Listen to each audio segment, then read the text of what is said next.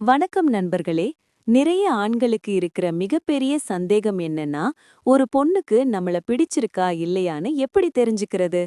பெண்கள் பொதுவா அவங்க மனசுல இருக்கிற காதலையோ இல்ல விருப்பத்தையோ நேரடியா சொல்ல மாட்டாங்க. ஆனா அவங்களோட சின்ன சின்ன செய்கைகள் மூலமா அதை வெளிப்படுத்திட்டே இருப்பாங்க.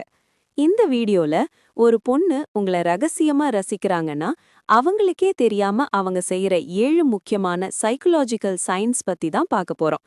இத கடைசி வரைக்கும் பாத்தீங்கன்னா, உங்க மேல யாருக்காவது க்ரஷ் இருக்கான்னு நீங்களே ஈஸியா கண்டுபிடிச்சிடலாம்.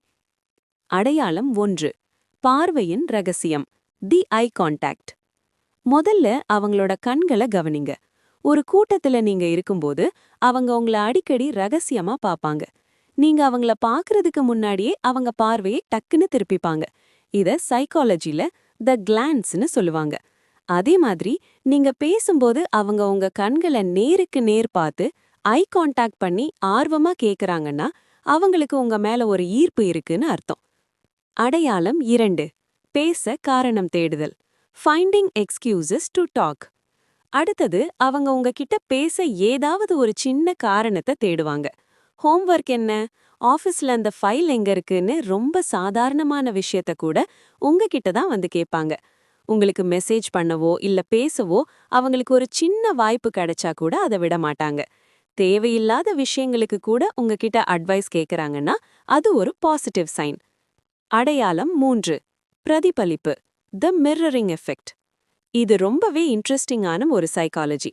ஒருத்தரை நமக்கு ரொம்ப பிடிச்சிருக்குன்னா அவங்களோட பாடி லாங்குவேஜை நம்மளுக்கே தெரியாம நம்ம காப்பி பண்ணுவோம். உதாரணத்துக்கு, நீங்க கைய கட்டிக்கிட்டு உட்கார்ந்தா அவங்களும் கொஞ்ச நேரத்துல அதே மாதிரி உட்காருவாங்க. நீங்க ஒரு குறிப்பிட்ட வார்த்தைய அடிக்கடி பயன்படுத்துறீங்கன்னா அவங்களும் அதே வார்த்தைய பேசும்போது பயன்படுத்துவாங்க. இது உங்களை அவங்களுக்கு பிடிச்சிருக்குங்கிறதுக்கான ஆழ்மனதின் வெளிப்பாடு. அடையாளம் 4. தனிப்பட்ட கேள்விகள். Asking personal questions.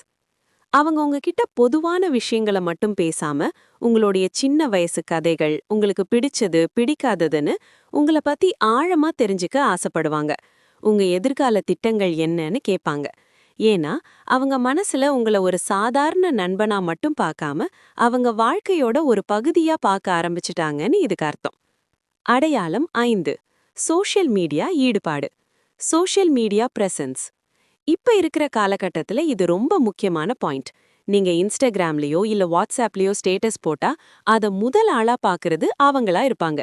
உங்க பழைய போட்டோக்களுக்கு கூட லைக் போடுறது, நீங்க போடுற ஒவ்வொரு போஸ்டுக்கும் ரியாக்ட் பண்றதுன்னு ஆன்லைன்ல அவங்க உங்களை உன்னிப்பா கவனிச்சுட்டே இருப்பாங்க.